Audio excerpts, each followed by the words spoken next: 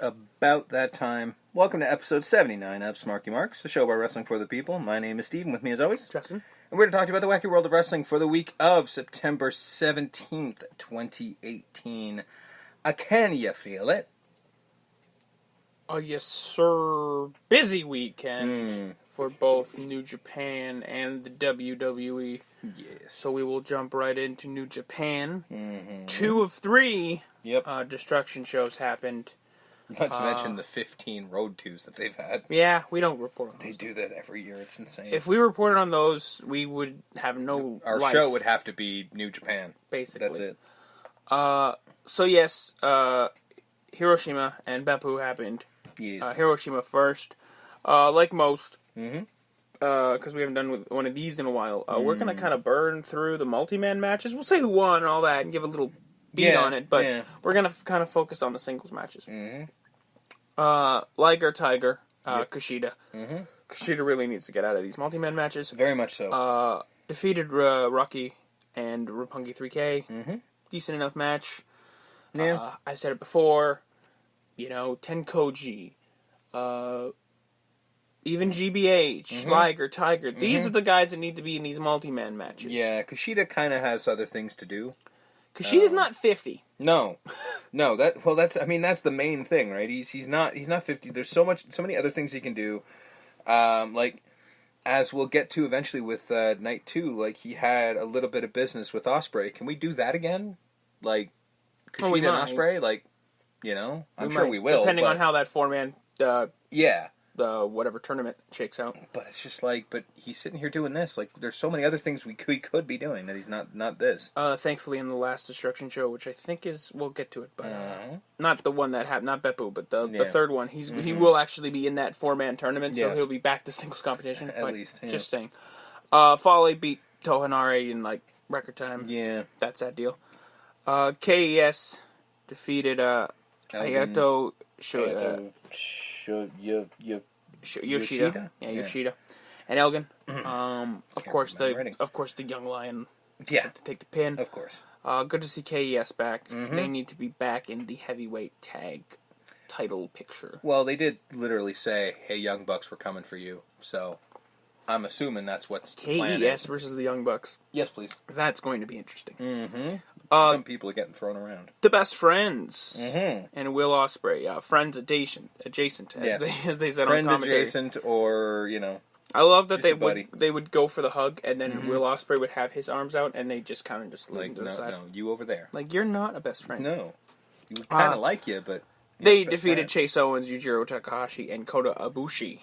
Because I love when fucking Chucky T and Trent are being introduced that they're holding fucking hands. Yep. Doing it because they're best friends. Yeah, because best friends hold hands. Didn't you know that? I love the Best Friends. I do. But do I love them more than Roppongi Vice?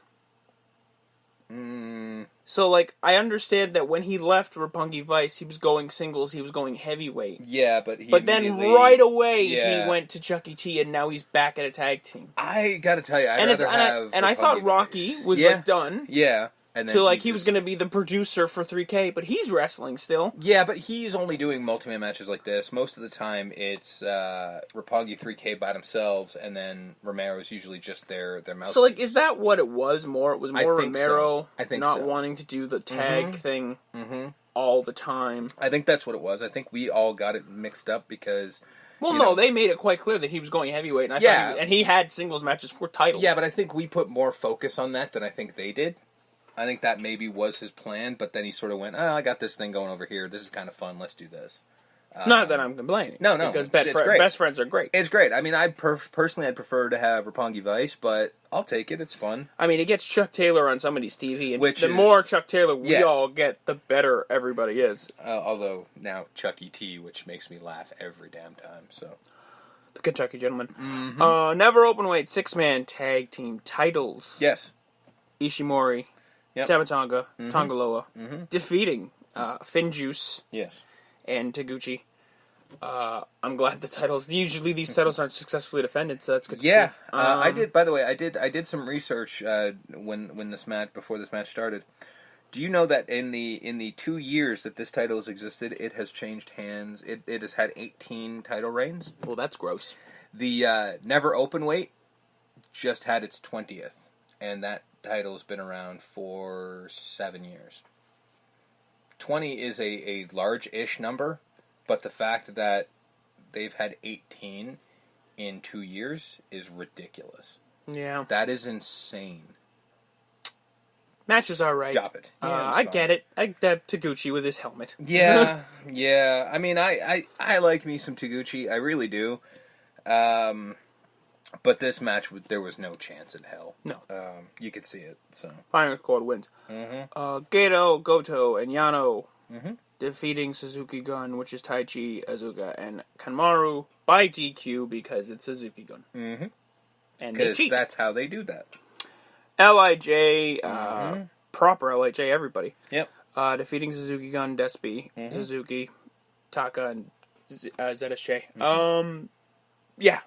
Anytime Naito and Suzuki get into it, I mean, we'll talk about it. We'll get into that later, but yeah, that's always a damn, that's just amazing. I didn't even care what was going on in the ring. No. I just wanted to keep watching Suzuki and Naito.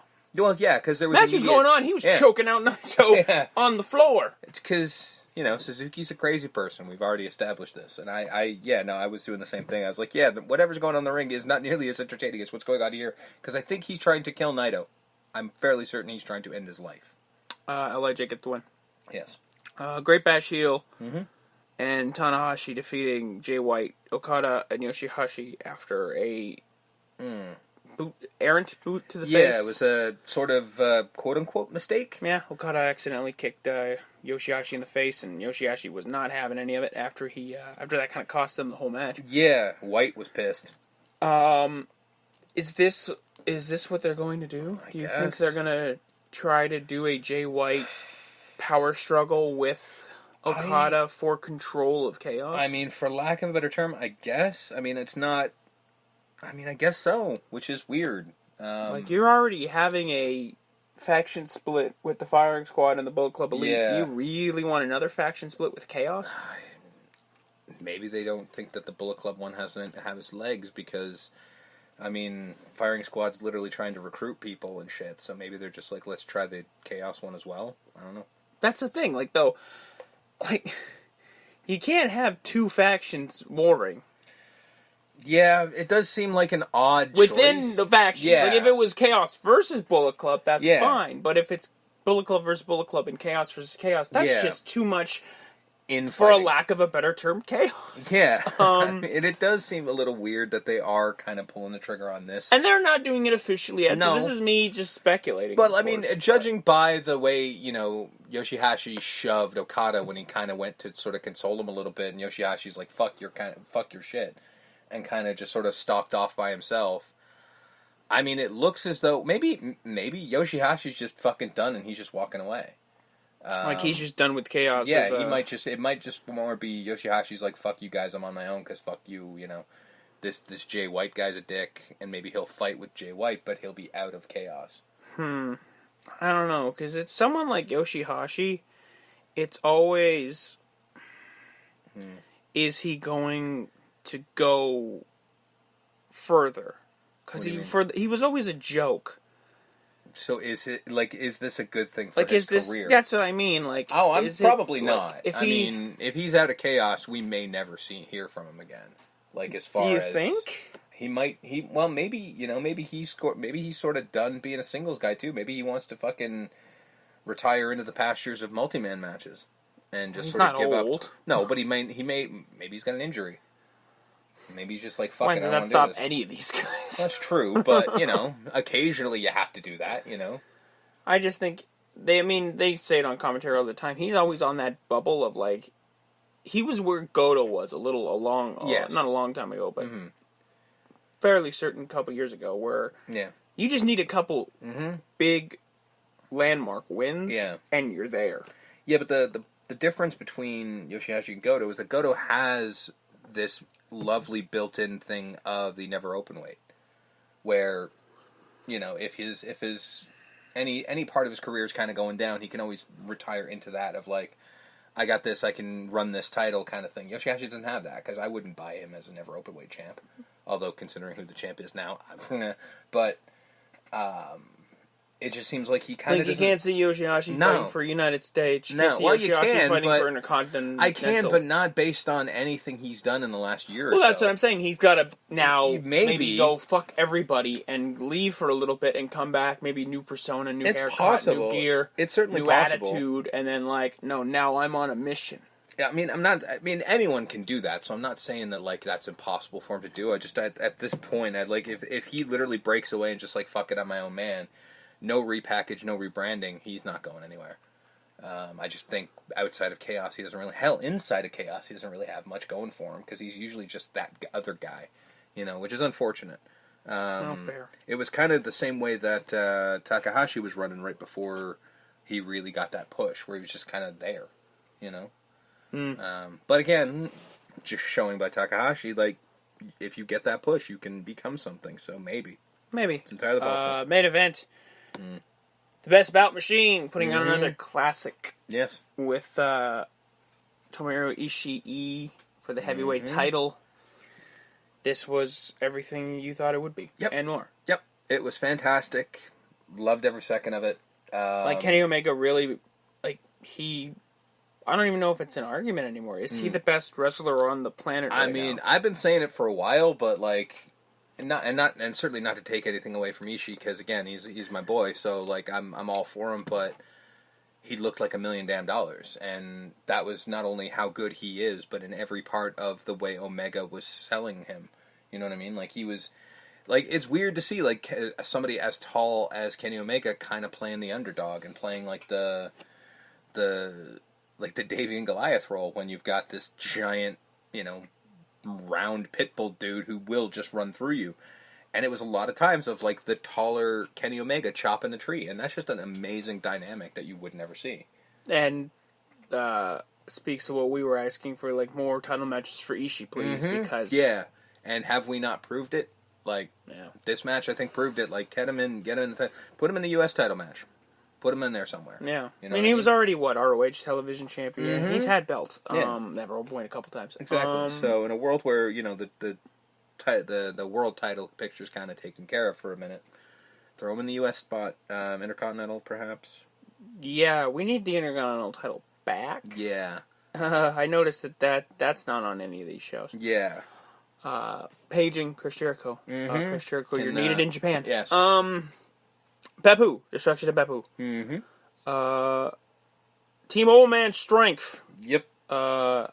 Naganishi and Nagata with their own personal young lion.